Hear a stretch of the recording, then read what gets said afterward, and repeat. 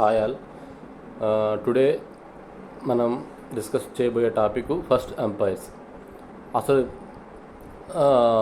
First మనకి దొరికిన సమాచారాన్ని బట్టి అసలు ఉన్న సామ్రాజ్యాలు ఏంటి, మన దేశంలో ఫస్ట్ ఏర్పడిన సామ్రాజ్యాలు ఏంటివి అనే దాని గురించి వాళ్ళు మనం డిస్కస్ చేద్దాం. ఓకేనా? So some years after Mahapadmananda, A young man called Chandragupta Maurya became the king of Magadha. కొన్ని సంవత్సరాల తర్వాత, మహాపద్మానంద చనిపోయిన కొన్ని సంవత్సరాల తర్వాత ఒక యువకుడు చంద్రగుప్త మౌర్య అనేవాడు మగధా సామ్రాజ్యానికి రాజు అయ్యాడు. ఈ started the Maurya dynasty, a family whose members become the rulers one after the other. Chandragupta's son Bindusara and grandson Ashoka ruled over the Mauryan kingdom. So వీళ్ళందరూ కూడా మౌర్య కింగ్డమ్లో ఒక్కొక్క టైంలో ఒక్కొక్క రాజులు అనమాట. ఓకేనా?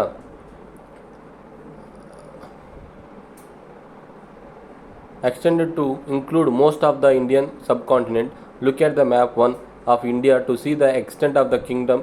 It extend from the modern Afghanistan to అంటే ఎక్కడి నుంచి ఎక్కడి వరకే ఇదైంది? మోడర్న్ ఆఫ్ఘనిస్తాన్ టు కర్ణాటక వరకు ఇది ఎక్స్టెండ్ అయ్యి ఉన్నది అనేసి చెప్తున్నాడు.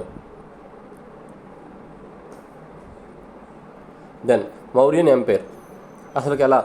Large kingdoms are called empires. అంటే పెద్ద పెద్ద రాజ్యాలనే ఎంపైర్స్ అంటారన్నమాట. కింగ్డమ్ చిన్న రాజ్యం లాంటివి, పెద్ద రాజ్యము పెద్ద దాన్ని ఎంపైర్ అనేసి అంటారు. And their kings are called emperors.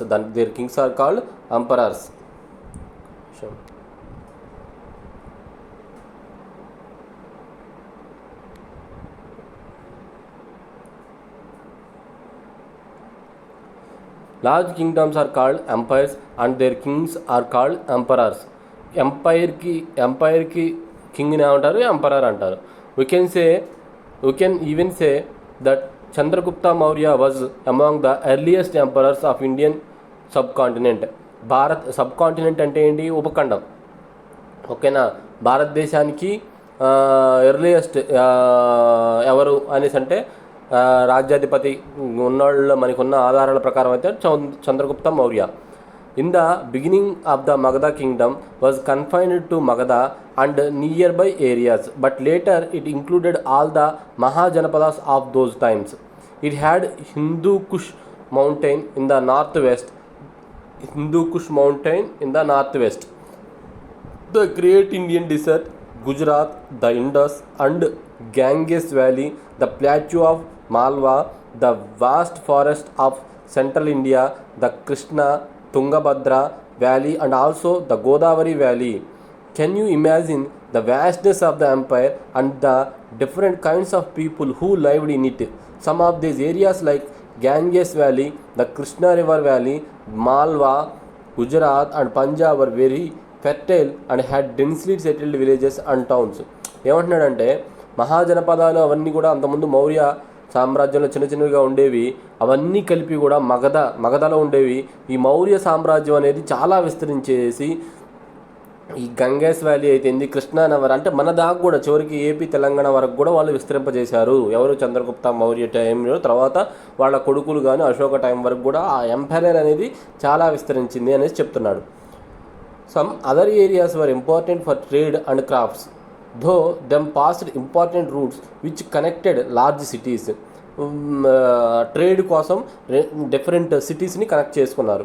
See ports, అదేవిధంగా నౌకాశ్రయాలు ఏర్పాటు చేసుకున్నారు. అండ్ అదర్ కంట్రీస్తో వ్యాపార నిమిత్తం నౌకాశ్రయాలు కూడా ఏర్పాటు చేసుకున్నారు. సో అప్పట్లోనే మనం సముద్రం ద్వారా వ్యాపారం చేసేవాళ్ళం అనమాట. Important for their mining precious metals like gold and gemstones. The Mauryan emperors were able to get resources and taxes from all these different kinds of places and people. How did the emperors rule such a vast empire? Suppose some villages on the Krishna River refused to pay taxes. How would the emperor sitting in Patna get to know of it? How would he give orders to his army to punish them? How would the army go all the way to Krishna Valley and find out those villages and punish them? How long? అంటే అక్కడెక్కడో ఢిల్లీలోనో అక్కడెక్కడో ఉన్నవాళ్ళు ఇక్కడికి వచ్చేసి పన్నులు కానీ ఇవన్నీ ఎలా వసూలు చేసేవాడు, వాళ్ళ ఆర్మీస్కి వాటిని ఆర్మీ వాళ్ళకి చెప్పేసి ఇక్కడ ఉన్న డిఫరెంట్ విలేజెస్లో ఎక్కడ ఏ పంట పండుతుంది, ఎక్కడ ఎంత మొత్తాదులో పండుతుంది అనేది ఎలా క్యాల్కులేట్ చేసేవాళ్ళు అనేసి అడుగుతున్నాడు. సో మగధ సామ్రాజ్యం మౌర్య సామ్రాజ్యం చూసారుగా, ఇక్కడేమో ఇక్కడ వరకు ఉంది, అంటే దాదాపు తెలంగాణ ఆంధ్ర రాష్ట్రం వరకు ఉన్నాయి. ఇటువైపు తక్షశిల ఇటువైపు అంటే పాకిస్తాన్, ఇదంతా పాకిస్తాన్ కలిసింది. తర్వాత ఇటువైపు ఒరిస్సా, పశ్చిమ బెంగాల్ దాదాపు కొంతవరకు కలిసిపోయింది.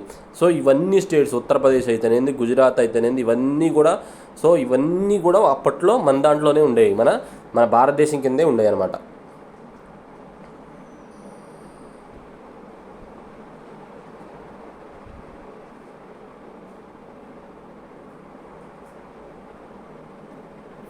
సో ఇది ఎలా తెలిసింది అని అనడానికి, how do we know? We came to know about this empire from several books written around this time. One important book is Arthashastra written by Kautilya. అర్థశాస్త్రాన్ని ఎవరు రచించారు? కౌటిల్య రచించాడు. మినిస్టర్ ఆఫ్ చంద్రగుప్త మౌర్యంలో ఒక మంత్రి కౌటిల్యుడు, ఆయన అర్థశాస్త్రం రచించాడు. ఆయన ద్వారా ఆ సామ్రాజ్యం అనేది ఎక్కడి నుంచి ఎక్కడి వరకు విస్తరించిందని తెలిసింది. Another was indica written by Megasthenes. Indica అనే గ్రంథాన్ని రాసింది ఎవడు? Megasthenes. And ambassador of Greek king. Ambassador అంటే అప్పుడే ఇప్పుడు మన ఫారెన్ మినిస్టర్ ఎలా అనేసి అంటున్నాం, అలా అప్పట్లో కూడా అంబాసిడర్ అనేసి అనే వాళ్ళు ఉండాలన్నమాట. In the court of Chandragupta. We also learn a lot about these times from inscriptions engraved in various parts of the Ashoka's empire. అశోకుడు పరిపాలించినప్పుడు ఆయన యొక్క సామ్రాజ్యాన్ని గురించి, ఆయన చేసిన యుద్ధాల గురించి డిఫరెంట్ చోట్ల స్తూపాలు లాంటివి వేపించేవాడు. కాబట్టి ఆ స్తూపాల నుంచి కూడా సో మౌర్య సామ్రాజ్యం అనేది ఎక్కడి నుంచి ఎక్కడి వరకు విస్తరించిందనేది తెలుసుకోవచ్చు. అదేవిధంగా అర్థశాస్త్ర. It is said that Kautilya, who is also noun as Chanakya, wrote a very important book on how to conquer and rule kingdoms. This book advises kings on how to protect themselves from conspiracies, how to tax different kinds of professions, and gives information about various resources available in different parts of the Indian subcontinent. So అలా ఏ విధంగా ఎలా చేశాడు ఏంటనేది చెప్తున్నారు. Next, the Mauryan ruled different parts of the empire differently. The area around Pataliputra was under the direct control of the emperor. He appointed officials to collect taxes from the people and punished those who disobeyed the royal orders. So వీళ్ళు ఏం చేసేవాళ్ళు, ఆ పరిసర ప్రాంతాల్లో ఒకళ్ళని నియమించుకునేవాళ్ళు. ఆ నియమించుకొని వాళ్ళ ద్వారా ట్యాక్స్ కలెక్ట్ చేసేవాళ్ళు అనమాట. వాళ్ళు ఒకవేళ ట్యాక్స్ కట్టకపోతే వాళ్ళు పనిష్ చేసేవారు. They were also spies who collected information on what was going on and how the officers were working and reported to the emperor. So వీళ్ళకి స్పైసెస్ అంటే ఏమంటారు, గూఢచారులు. ఈ గూఢచారులు కూడా నియమించుకునేవాళ్ళు. సో అతను కరెక్ట్గా కలెక్ట్ చేస్తున్నాడా లేదా ట్యాక్స్, లేకపోతే అక్కడ అతను ఏమన్నా వచ్చిన ట్యాక్స్ నుంచి కొంతవరకు పండలేదన్నట్టుగా పంపిస్తున్నాడా, ఈ ఇన్ఫర్మేషన్ కూడా కలెక్ట్ చేసుకునేవాళ్ళు. The emperor issued orders which were carried by messengers to the officials.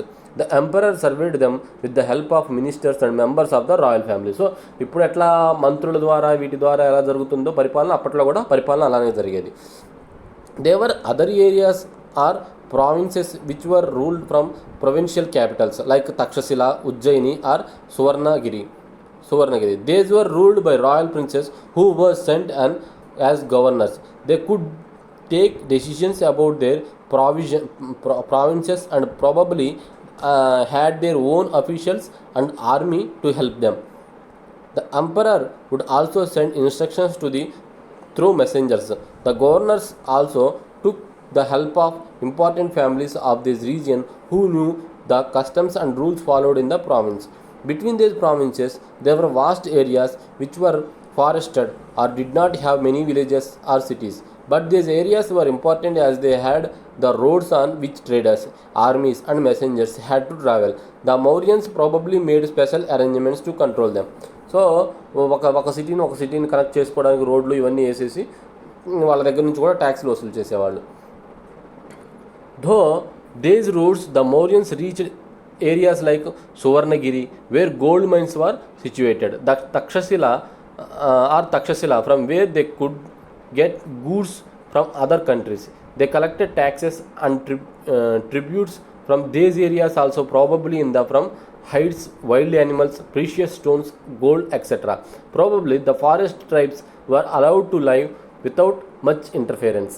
So forest tribes ఉంటే వాళ్ళని అంతగా వాళ్ళని ఇది చేయకుండా వాళ్ళ బతికేదో వాళ్ళు బతికేలాగా చేసుకునేవాళ్ళు. అలా అదేవిధంగా తక్షశిల, సువర్ణగిరి లాంటి వాటికి ఎక్కడైతే సంపద ఎక్కువ ఉందో వాటికి రోడ్లు, వాటికి కావలసిన విధంగా ఏర్పాటు చేసుకునేవాళ్ళు. Ashoka a unique ruler. Ashoka గురించి మీరు గ్రూప్స్లో కానీ లేకపోతే వీటిలో కానీ కంపల్సరీగా చాలా ఇంపార్టెంట్గా చదువుకోండి. Ashoka the most famous Mauryan ruler. ఏ సామ్రాజ్యానికి చెందినవాడు? Mauryan emperor ruler was Ashoka. He was the first ruler who tried to take his message to the people though inscriptions. ఎలా పంపించేవాడు? ఇన్స్క్రిప్షన్స్ అంటే ఏంటివి? స్తూపాలు. ఈ స్తూపాలు వీటిని ఏర్పాటు చేసేసి అక్కడ పలానా ఇన్స్ట్రక్షన్స్ చెప్పేవాడు అనమాట. వాటిని ఇన్స్క్రిప్షన్స్ అంటారు. Most of Ashoka's inscriptions were in Prakrit language. ఏంటిది? ప్రాకృత్ లాంగ్వేజ్ చాలా ఇంపార్టెంట్. అశోకుడు స్తూపాలన్నీ కూడా ఎలాంటి లాంగ్వేజ్లో ఉండేవి? Most of the stupas are Prakritic language and were written in the Brahmi script. Prakrit language, Brahmi script. ఏంటి దీనికి? స్క్రిప్ట్ అంటే ఏంది? ప్రాకృత్ లాంగ్వేజ్ అంటే ఏంది? సో దీనికి డిఫరెన్స్. స్క్రిప్ట్ అంటే ఏంటి, లాంగ్వేజ్ అంటే ఏంది? ఫర్ ఎగ్జాంపుల్ మీకు ఏపీ, తెలంగాణ అనేసి చూపిస్తున్నా. మనం అందరం కూడా తెలుగులో ఒకే విధంగా రాస్తాం. ఆ నుంచి అమ్మహా వరకు గుడింతాలు కానీ అవన్నీ అందరికీ ఒకలానే ఉంటాయి. బట్ తెలంగాణ యాస వేరు, ఆంధ్ర యాస వేరు. ఆంధ్రాలో కోనసీమ యాస వేరు, రాయలసీమ యాస వేరు. సో ఈ స్క్రిప్ట్ అంటేనేమో మనం రాసేది ఏదైతే ఉందో అది స్క్రిప్ట్. జాగ్రత్త గుర్తుంచుకోండి. స్క్రిప్ట్ అంటే మనం రాసేది, వాడుకలో రాసేది ఏంటిదో ఉంది. పోయిండ్రు తెచ్చిండ్రు అనేసి అన్నా కూడా దాన్ని మనం ఏమైనా పోయినాడు తెచ్చినాడు అనేసి రాస్తాం. కానీ మాట్లాడే భాష వచ్చేసి ఏంటిది? దాన్ని ఇది అంటారు. సో ఇక్కడ స్తూపాల్లో కూడా మోస్ట్ ఆఫ్ ద స్తూపాలు ఎలా ఉండేవి? ప్రాకృతిక్ లాంగ్వేజ్లో ఉండేవి, అంటే వాడుక భాషలో ఉండేవి. అదేవిధంగా స్క్రిప్ట్ ఏంటివి? బ్రాహ్మీ స్క్రిప్ట్ చాలా ఇంపార్టెంట్, గుర్తుంచుకోండి. Ashoka's war in Kalinga. So అశోకుడు ఏ యుద్ధం తర్వాత తన సామ్రాజ్యాన్ని ఇవన్నీ వదిలిపెట్టేసి బౌద్ధ మతాన్ని స్వీకరించాడు? కళింగ వార్ తర్వాత అనమాట. సో ఈ కళింగ వార్ చాలా important. Kalinga is the ancient name of coastal Odisha. అది ఎక్కడ ఉంది? కోస్టల్ ఒడిషా తీర ప్రాంతం అనమాట. Ashoka fought a war to conquer కళింగని ఆక్రమించుకోవడానికి ఒక వార్ని ఏర్పాటు చేశారు. However he was so horrified when he saw the violence and the bloodshed that he decided not to fight any more wars. He is the only king in the history of the world who gave up conquest after winning the war. So యుద్ధం గెలిచినా కూడా అక్కడ ఉన్న రక్తపాతము అవన్నీ చూసేసి ఈ యుద్ధాలు మానేయాలి అనేసి అనుకున్నాడు అన్నమాట. సో ఆయన వరల్డ్లో ఇప్పటివరకు కూడా ఏ అధికారి కానీ ఏ రాజ్యాధినేత కానీ యుద్ధం గెలిచిన తర్వాత యుద్ధం మీద వదిలేసినోడే ఎవడూ లేడు అనేసి చెప్తున్నాడు. So Ashoka's inscriptions describing in the Kaling War. This is the what Ashoka declared in one of the inscriptions. 8 years after becoming the king, I conquered Kalinga. About 1 lakh people died. About 1.5 lakh people were captured. 1 లక్ష మంది చనిపోయారంట, 1.5 lakh బంధింపబడ్డారు. This filled me with sorrow and voice చాలా బాధతో నిండి ఉంది. Whenever an independent land is conquered, lakhs of people die and many are taken prisoners. Brahmins and monks also die. People who are kind to their relatives, friends, slaves and servants to die or lose their loved ones. That is why I am sad. I have decided to observe Dhamma, not Dhamma, and teach it to others as well. I believe that winning people through Dhamma is much better than conquering them through force. అంటే బలవంతంగా లాక్కోవడం కంటే not ధర్మాకి చాలా తేడా ఉంటుంది. మీకు ముందు క్లాసుల్లో తెలుస్తుంది. ఓకేనా? ధర్మ అంటే మన హిందూ స్క్రిప్ట్స్లో కానీ వాటిలో ఉండేది ధర్మ, కానీ అశోకుడు చెప్పేది ఏంటిది? ఓకేనా? I am inscribing this message for the future so that my that my son and grandson should not think about the war. Instead, they should try to think about the ways to spread Dhamma. Dhamma is the Prakrit word for Sanskrit term ధర్మ. ధర్మకి Sanskrit term ఏంటంటే దమ్మ అనమాట. తర్వాత ఏం చెప్తున్నాడు, what was Ashoka's dhamma. Dhamma Ashoka యొక్క ధర్మ అంటే meaning ఏంటి అని అంటున్నాడు. Ashoka's dhamma did not involve worship of a god. అంటే అశోక్ ధర్మ ఏం చెబుతుందంటే గాడ్ని పూజించమనేసి ఏం చెప్పట్లే. పర్ఫార్మెన్స్ ఆఫ్ సాక్రిఫైస్, లేకపోతే నువ్వు ధనాలు ఇవ్వు ఇవనేసి చెప్పట్లా. He felt that just as a father tries to teach his children. ఏమని చెప్తుందంటే ఒక తండ్రి కొడుకు చెప్పిన విధంగా చెబుతుంది. ఏం చెప్తుంది, he had to duty to instruct his subject. He was also inspired by the teachings of Buddha. ఇవన్నీ కూడా ఎక్కడి నుంచి వచ్చాయి అశోకుడికి అంటే బుద్ధుడి బోధనల నుంచి వచ్చాయన్నమాట. There were a number of problems that troubled him. People in the empire followed different religions and this sometimes led to conflict. Animals were sacrificed. Animals కోయడం ఉండేది అప్పట్లో. Slaves and servants were ill treated. వాళ్ళని సరిగ్గా చూసుకోపోయేవాళ్ళు. Besides they were quarrel in families and amongst neighbours. Ashoka felt it was his duty to solve these problems. Ashoka ఏం feel అయ్యాడు, Ashoka felt it was his duty to solve this problem. So he appointed officials known as the Dhamma Mahamantra. So ఈ problems అన్నిటిని solve చేయడానికి అశోకుడు నియమించిన అధికారులను ఏమంటారు, ధమ్మ మహామాత్ర.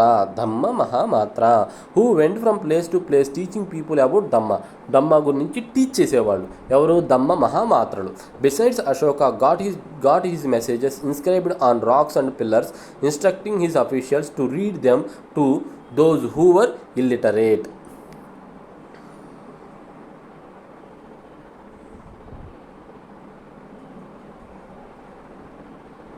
ఇది అశోకుడి యొక్క చిత్రవంట.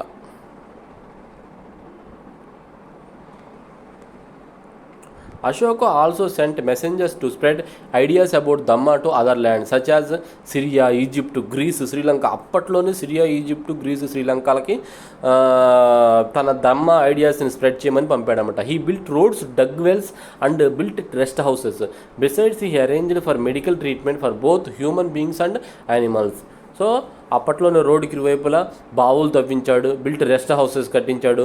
Besides he arranged a force medical treatment for both human beings and యానిమల్స్కి కానీ హ్యూమన్స్కి కానీ జనాలకి రోడ్డుకి అక్కడక్కడ అనమాట ఒక ఆసుపత్రి లాంటివి కట్టించాడు. అశోక మెసేజెస్ టు ఈ సబ్జెక్ట్స్. చూడండి, నేను అశోకుడు గురించి ఈవెన్ ఈ బాక్సులో ఐటమ్స్ కూడా చదువుతున్నానంటే అశోకుడు గురించి అంత ఇంపార్టెంట్. అశోకుడు గురించి ఏమిచ్చినా కూడా మీరు తెలుసుకోండి. అశోకుడు గురించి కంపల్సరీ 1-2 బిట్లు అయితే కంపల్సరీ అవుతాడు. Peoples perform a variety of rituals when they fall ill, when their children get married, when children are born, or when they go on a journey. These rituals are not useful. If instead people observe other practices, this would be more fruitful. What are these other practices? Ashoka's message ఏంటి అంటున్నాడంటే, ఇప్పుడు మనం జరుపుకున్నట్టే అప్పట్లో కూడా కొడుకు పుట్టినా, కూతురు పుట్టినా, లేకపోతే పెళ్ళి అయినా, లేకపోతే వేరేది ఏదన్నా కూడా రిచువల్స్ లాగా జరిపేవాళ్ళు. వాటి వల్ల దమ్మ ఏం చెప్తుంది, వాటి వల్ల ఏమి ఉండదు, మీకు అంత ఉపయోగకరం లేదు అనేసి అంటుంది. దమ్మ అసలు ఏం చెప్తుంది ఇలా ప్రాక్టీస్లో? They are being gentle with slaves and servants, respecting one's elders, treating all creatures with compassion, giving gifts to brahmins and monks.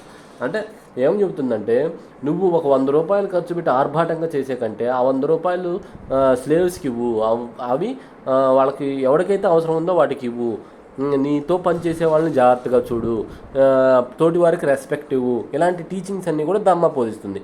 It is wrong to practice one's own religion or to criticize other religion. వాళ్ళ మతాన్ని ఏదైతే ఉందో దాన్ని గొప్పగా చెప్పుకోవడం, ఇతరుల మతాన్ని కించపడడం లాంటివి చేయకూడదు. Each one should respect the others religion. అందరూ కూడా, ప్రతి ఒక్కరు కూడా అవతల మతాన్ని గౌరవించాలి. If one praises one's own religion while criticizing others, one is actually doing greater harm to one's own religion. ఎవడైతే వేరే మతాన్ని కించపరుస్తూ తన మతాన్ని ప్రైజ్ చేసుకుంటాడో అది పరోక్షంగా మరలా తన మతాన్ని దిగజార్చుకునేలా తయారవుతుంది. Therefore one should try to understand the main ideas of others religion respect it అనేసి చెప్పాడు. ఇది ఆ రోజుల్లోనే. What were the problems that Ashoka wanted to solve by introducing dhamma? Why do you think slaves and servants were ill treated? Do you think the measures taken by the emperor would have the improved their condition? Give reasons for your answer. What did Ashoka do to spread Dhamma among the common people? What did Ashoka promote instead of rituals? Locate the countries mentioned above on map and describe the route from Patna to these countries. ఇవన్నీ కూడా స్టూడెంట్స్కి ఇచ్చే homework లాంటివి. ఓకేనా? So kingdoms and empires in the Deccan ఏమేమి ఉన్నాయి? దక్కన్ పీఠభూమిలో ఆ కింగ్డమ్స్ ఏమి ఉంటాయి? Around the time of Mauryans conquered Deccan from Godavari river to the Krishna Tungabhadra river valleys. Large parts of the region had developed village settlements and small towns in which iron tools and other items were made and sold. ఐరన్తో చేసిన పరికరాలు ఇవన్నీ అమ్మేవాళ్ళు. In some areas they also mined gold and made ornaments. Gold mines ఉన్న దగ్గర ornaments తయారు చేశాడు. However most of other areas must have been forest with hunter gatherers and herders living in small settlement. అడవుల్లో వాళ్ళు వేటాడడం ఈ వృత్తి ద్వారా బతికేవాళ్ళు. Probably each of these areas was inhabited mainly by a group of people closely related to each other through birth and marriage. Such groups are called clans. Some important persons among these clans may have emerged as a powerful headman who led them and settled their internal disputes. They gradually grew wealthy and powerful and ruled the clan area. ఏమంటాడంటే probably each of these areas was inhabited mainly A group of people closely related to each other తో ఏ birth and marriage. So ఒకళ్ళనొకళ్ళు పెళ్లి చేసుకోవడం వీళ్ళతో కలిపేసి ఒక group of people create అయ్యేవాళ్ళు. వాళ్ళని క్లాన్ కింద గుర్తించేవాళ్ళు. Such groups are called clan. So some important persons among those clans may have emerged as a powerful headmen. ఒకడిని పవర్ఫుల్ హెడ్మెన్గా ఒక పెద్దగా ఉంచుకునేవాళ్ళు. హూ లీడ్ దెమ్, వాళ్ళని మిగతా వాళ్ళని లీడ్ చేయడానికి. They gradually grew wealthy and powerful and ruled the clan area. Soon after Mauryan Empire ended, many headmen of such clans emerged as a small kings. అలాంటివన్నీ కూడా clans అన్ని కూడా కలిసి small Kings కింద ఏర్పడ్డాయి. అమాంగ్ దెమ్ వద్ద శాతవాహన, అక్కడి నుంచి వచ్చిందే శాతవాహన. సో భారతదేశానికి మౌర్యన్ ఎంపైర్ అనేది ఎంత ఇంపార్టెంటో ఏపీ మరియు తెలంగాణ ప్రజలకి శాతవాహనుల గురించి తెలుసుకోవడం కూడా అంతే ఇంపార్టెంట్. ఓకేనా? Who managed to build a large kingdom which extended from the banks of Narmada river to the Krishna Godavari delta. The most important Satavahana kings were Gautamiputra Satakarni and Vashishthaputra Pulomavi and Agnishri Satakarni. వీళ్ళు ఇంపరర్స్. ఇవి శాతవాహన వంశంలోని main leaders. They ruled for about 200 years and 2000 years ago. Some of them also made Dhanyakataka. ఇవి చాలా important. Dhanyakataka. Some of them also made Dhanyakata on the banks of river Krishna near Amaravati their capital. So శాతవాహనుల capital ఏదంటే కొంతమంది ధాన్యకటక అనేవాళ్ళు, కొంతమంది అమరావతి అనేవాళ్ళు. This Satavahana try to bring the various clan headmen and small kings under their control but allowed them to function with their clan areas without any interference. Many of these headmen, women of their families, traders, etc., contributed to the Buddhist monasteries and stupas to build Amaravati, Battiprolu, Vadlamanu, etc. So వీళ్ళు మౌర్యాలు కూడా వీళ్ళు శాతవాహనాలు వాటిని disturb చేయలేదు. So అప్పట్లో బౌద్ధ మతం ప్రచారం ఎక్కువ ఉండేది కాబట్టి సో ఇక్కడ శాతవాహన టైంలో కూడా బౌద్ధ వాళ్ళకి కట్టుకుంటుంటే భిక్షువులకు కానీ వాటికి కానీ డబ్బులు విరాళాలుగా ఇచ్చేవారు. మెనీ ఆఫ్ ది హెడ్మెన్ హుమే అదే అంటున్నాడు etcetera. The Satavahana Kings made large donations of land to the Brahmins and Buddhist monks. అయితే వీళ్ళు శాతవాహనంలో ఒకటి ఏంటంటే లేడీస్ వచ్చేసేమో మీకు ముందు తరగతుల్లో తెలిసిద్ది. లేడీస్ వచ్చేసి ఒక వాళ్ళకి సపోర్ట్ చేసేవాళ్ళు, జెంట్స్ వచ్చేసి ఒక మతానికి బౌద్ధులు ఒక జెంట్స్ వచ్చేసి ఐ థింక్ బౌద్ధులకి, లేడీస్ వచ్చేసి బ్రాహ్మిన్స్కి ఏమో సపోర్ట్ చేసేసి విరాళాలు ఇచ్చేవారు. సో ఆ రోజుల్లో మత వివక్ష అనేది ఇద్దరు చూపపోయేవాడు శాతవాహనుల టైంలో. Buddhist monks. These lands were made tax free. No tax was to be collected from them. During this time, trade with the distant places like Bengal and even Rome became very important. So వేరే places కూడా గౌతమిపుత్ర శాతకర్ణంలో నౌకల ద్వారా వ్యాపారం చేసేవాళ్ళు మీరు బాలకృష్ణ గారి సినిమాలో చూశారు. So అట్లా గౌతమిపుత్ర శతకర్ణం మనకి భారతదేశం మొత్తానికి మౌర్యన్ ఎంపైర్ ఎంత ఇంపార్టెంటో ఏపీ తెలంగాణకి శాతవాహనుల కాలం నాటి విశేషాలు కూడా అంతే ఇంపార్టెంట్. ఓకేనా? Okay. We find a large number of coins including Roman coins and pots made in Roman style. Merchandise were probably transported in boats along the sea coast and over the Krishna river to the interior towns like Amravati. Sir మరి Rome నాణ్యాలు ఎక్కడ తిరిగితే మనకి రోముతో సంబంధం ఉందా ఎట్లా అనేసి అనుకుంటే, ఫర్ ఎగ్జాంపుల్ మన ఇంట్లో ఒక డాలరో లేకపోతే రూబియో ఏదో దొరికిందో ఏదన్నా ఉన్నాయనుకోండి, సో మన ఇంటి పర్సన్స్ కానీ ఎవరన్నా అక్కడ పని చేస్తుంటే అక్కడ నుంచి పంపించారనే కదా అర్థం. సో అదేవిధంగా ఇప్పుడు ఈ తవ్వకాల్లో ఇవన్నీ బయటపడ్డాయి అనేసి అంటే ఏంటి, సో అక్కడ నుంచి ఇక్కడికి వ్యాపారం జరిగిందనే కదా అర్థం. లేదా మనోళ్ళు వెళ్ళేసి అక్కడ అమ్ముకుంటే అక్కడ వాళ్ళు డబ్బులు పెట్టి కొనుక్కొని ఆ డబ్బులు ఇక్కడ తీసుకొచ్చారనే కదా అర్థం. సో అప్పట్లోనే 2000 years బ్యాకే మనోళ్ళు వేరే దేశాలతో వర్తక వ్యాపారాలు అనేవి నిర్వహించారు. So Kotilingala in Satavahana times. Kotilingala ఎలా ఉంది? Kotilingala in Satavahana times. Kotilingala in Satavahana times. Kotilingala is situated at the confluence of Peddavagu and river Godavari in Jagtial district, Telangana. Upstream side of Sripada Yellampalli project. Sripada Yellampalli project.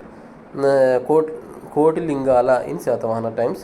Kotilingala ఈ సిచ్యువేట్ ఎక్కడుందో చెప్పిన at the confluence of Peddavagu and river Godavari in Jagtial district in Telangana. Upstream side of Sripada Yellampalli project. ఒకసారి Sripada Yellampalli project గుర్తుంచుకోండి.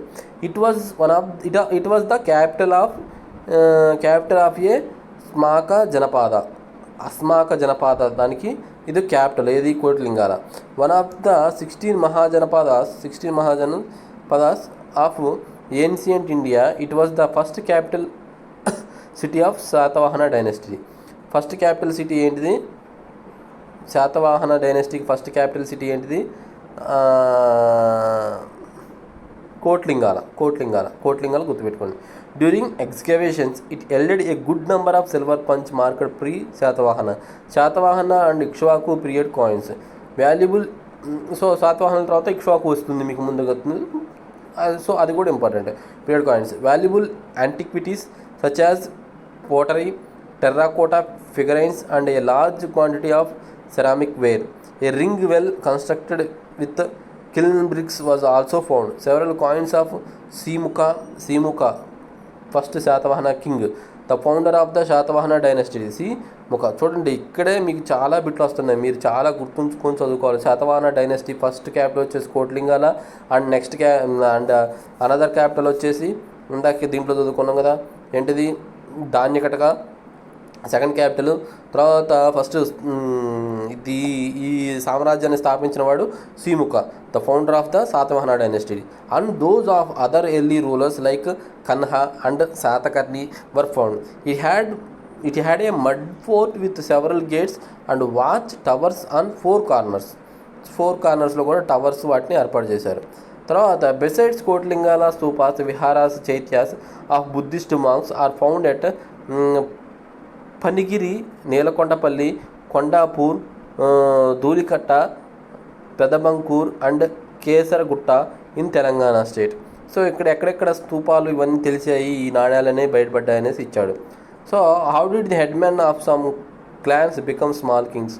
ఇవి ఎలా వచ్చేది ఏంటిదనేది చెప్తున్నాడు. ఏమన్నాడు? Some times after the end of Satavahana kingdom Ikshvakus assumed a royal titles and established a kingdom with its capital Vijayapuri. So శాతవాహనుల తర్వాత ఆ రాజ్యాన్ని తర్వాత పక్క రాజ్యాన్ని ఆక్రమించుకొని చేసుకున్న వాళ్ళు ఇక్ష్వాకులు. వీళ్ళు ఏది క్యాపిటల్గా పెట్టుకున్నారు? విజయపూర్ని క్యాపిటల్గా పెట్టుకున్నారు ఇక్ష్వాకులు. ఓకేనా. Which was probably located near Nagarjunakonda on the banks of river Krishna. The important kings of the dynasty are Santamula. దాంట్లో శ్రీముఖ అవి ఉన్నారు కదా, వీటిలో కూడా గుర్తుపెట్టుకోండి. ఇక్ష్వాకులు దాంట్లో Santamula and Virapurusha Datta. These kings tried to bring together the various headmans and small chiefs by marrying people from other tribes. At the same time, they sought to show their distinctiveness by performing yajnas like Ashwamedha, Vajapeya etcetera. So వీళ్ళు యాగాలు కూడా perform చేసేవాళ్ళు. And made large donations to బ్రాహ్మిన్స్కి donations ఇచ్చేవాళ్ళు. They also claim to be the descendants of lord Rama and Ramayana. So వీళ్ళు రాముడు రామాయణ ఇక్ష్వాకుల తిలక పలుకుర అనేసి రాముడు అంటారు. సో వాళ్ళ వంశ పరంపరంగా వచ్చారు అన్నట్టుగా భావించేవాళ్ళు. Interestingly the women of the Ikshvaku family were devoted to Buddhist science. వాళ్ళు దేనికి, వాళ్ళ ఇక్ష్వాక్ ఫ్యామిలీలో ఉన్న లేడీస్ మాత్రం బుద్ధిస్ట్ బోధనలకి ఎక్కువ ప్రాముఖ్యత చూపేవాళ్ళు అనమాట. Donations famous Stupa and మోనస్ట్రీస్ of నాగార్జునకొండలో ఏర్పాటు చేసిన వాటికి కూడా ఎక్కువ డొనేషన్స్ ఇవి ఇచ్చేవాళ్ళు. ఎవరు? ఇక్ష్వాకు రాజ్య స్త్రీలు. A very large monastery and stupa were built in this place. So ఆ టైంలోనే ఏర్పాటు చేయబడింది పెద్ద స్తూపం. Some important emperors of the Indian subcontinent ఇంకా కొంచెం ఇంపార్టెంట్ తీసుకుంటే మిగతా రాజ్యాలు ఏమేమి ఏర్పడ్డాయి మౌర్య తర్వాత శాతవాహనులు, వీళ్ళ తర్వాత ఇక్ష్వాకుల తర్వాత Kushans. The Kushans originally migrated from China and gradually established an empire with its center in Afghanistan more than 2000 years ago. The most famous Kushan king is Kanishka. Cushion లెవెల్లో మోస్ట్ వాడు కనిష్కుడు, who ascended the throne in 78 CE. Christian era. They controlled a large territory in present day Pakistan and India up to Mathura and Allahabad. Besides large parts of the Afghanistan, the Kushans also controlled regions up to the Oxus River. They effectively controlled the major trade routes passing between India, China, Iran and Rome. This was the era of great expansion of trade between these countries and movement of religious preachers, scientists and artists. People across these countries came to know about each other, their customs, religious and philosophical thinking, their art and building style, besides of course buying each other's produce. As a result of this trade, urban centers all over India expanded and gold flowed into India. This can be seen in the large number of gold coins etc. from this period. షకాయిరా 78 CE. షకాయిరా అంటాము చూసావా, మనం యాక్చువల్గా follow అయ్యేది షకాయిరా 78 CE. The year of accession of Emperor Kanishka became the beginning of what came to be called Shakaira or Shakabda. Many South Indian to this day use this calendar. This era is 78 years behind the common era in normal use. అంటే for example మనం ఇప్పుడు 2023లో ఉన్నాం అనుకో. So షకాయిరా అంటే -78 వేసామనుకోండి. -78 చేస్తే ఏ ఇయర్లో ఉంటామో అది మనకి నిజమైన మన సౌత్ ఇండియన్స్ అవి వాళ్ళు ఎక్కువ షకాయిరాని ఫాలో అయ్యారు. తర్వాత Gupta empire. The Gupta dynasty kings began their rule of small kingdoms in modern Bihar and within 3 generations gained control over most northern India from Gujarat to Bengal and Delhi to present day Madhya Pradesh. So Madhya Pradesh ఇటు గుజరాత్ అటు బెంగాలు ఢిల్లీ వీటన్నిటిని కూడా పరిపాలించేవారు. Some of the most famous kings of this dynasty were Chandragupta I. వీటిలో వచ్చేసి ఒకటి, మీరు history చదివేటప్పుడు ఎప్పుడైనా సరే అన్నీ గుర్తుండవు, అన్నీ గుర్తుంచుకోవడానికి కూడా ట్రై చేయబాకండి. మెయిన్ మాత్రం కంపల్సరీ గుర్తుంచుకోవాలి. మీరు ఇయర్స్ గుర్తుంచుకోవడానికి ఇయర్స్ బట్టి పడడానికి అసలు ట్రై చేయొద్దబ్బా, అది మీ వల్ల అవ్వదు. ఒకవేళ మీరు గుర్తుంచుకొని బట్టి పెట్టినా కూడా అక్కడికి వెళ్ళి తప్పే పెడతారు. కాన్సెప్ట్ నేర్చుకోండి. మీకు కాన్సెప్ట్ నేర్చుకుంటే ఏబిసిడీలో ఆప్షన్ ఇచ్చినప్పుడు ఏది ముందు ఏది వెనక ఒకవేళ వాడు ఇయర్ ఇచ్చినా కూడా గుర్తుపట్టేసుకోగలుగుతారు. సో మీరు అంతేగాని ఈ ఇయర్స్ని బట్టి పడడం వల్ల ఉపయోగం అయితే ఉండదు. Chandragupta 1, Samudragupta, Chandragupta 2, Kumaragupta and Skandagupta. The Gupta kings are famous for 2 major new developments in Indian political system. Firstly, when they conquered a new kingdom, they allowed to old king to continue to the rule on the condition that they accept the superior status of the Gupta kings. ఈ గుప్తాల్లో 2 ప్రాముఖ్యతలు ఉన్నాయి. ఒకటి ఏంటంటే ఎవడైనా వెళ్ళి ఆక్రమించుకున్నప్పుడు కొంతమంది వాళ్ళ రాజుని తొలగించేసి ఇంకో రాజుని పెట్టేవాళ్ళు కదా. అలా పెట్టకుండా గుప్తాలు ఏం చేసేవాడు అయితే వాళ్ళ రాజునే ఉంచేవాడు. బట్ వాడు వీళ్ళు చెప్పిన మాట అయితే కంపల్సరీ వినాలి. అట్లా అది ఒక కాన్సెప్ట్లో పెట్టేవాళ్ళు. తర్వాత follow the dual. Thus mainly many old dynasties continue to rule in many areas, especially in South India, despite being defeated. However, the Gupta kings retained full control over many parts of North India. అదేవిధంగా తర్వాత secondly ఏంటంటే some Gupta kings and many of their subordinate kings and kings friendly to them gave villages to Brahmins with full administrative rights. Brahminsకి administrative rights ఇచ్చేవాళ్ళు. Thus these villages did not have to pay any taxes to the king or obey the orders of provincial officers who could not even enter these villages. Brahmins settled in these villages and performed yagnas. So బ్రాహ్మిన్స్కి వీళ్ళు ఎక్కువ ప్రాముఖ్యత ఇచ్చేవాళ్ళు. So కొన్ని kingdoms కొన్ని villages బ్రాహ్మిన్స్కి ఇచ్చేసి యజ్ఞాస్ యాగాలు దాని మీద వచ్చే ట్యాక్స్తో యజ్ఞాలు రిచువల్స్ చేసుకోమని చెప్పేవాళ్ళు. Kshatriyas and Vaishyas they taught Itihasas Puranas to all. So Mehrauli pillar గురించి ఇచ్చాడు. The famous Mehrauli iron pillar now in Qutub మినార్లో ఉంది complex in Delhi. It was the probably set up by Chandragupta 2. మీరు ఇలాంటివి ఉన్నప్పుడు చార్ట్ గుర్తుంచుకోండి, నోట్ చేసుకోండి.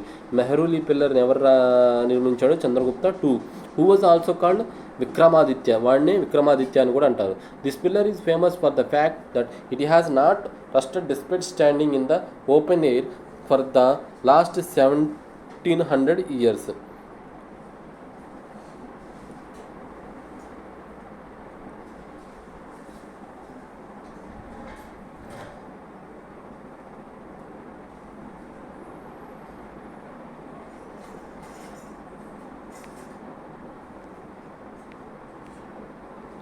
So, the Gupta kings were also great patrons of Vedic religious practices like మన హిందూ సాంప్రదాయాలకు వాటికి ప్రాధాన్యత ఇచ్చేవాళ్ళు అనేసి అర్థమవుతుంది కదా మనకి దీంట్లో. అశ్వమేధ సాక్రిఫైస్.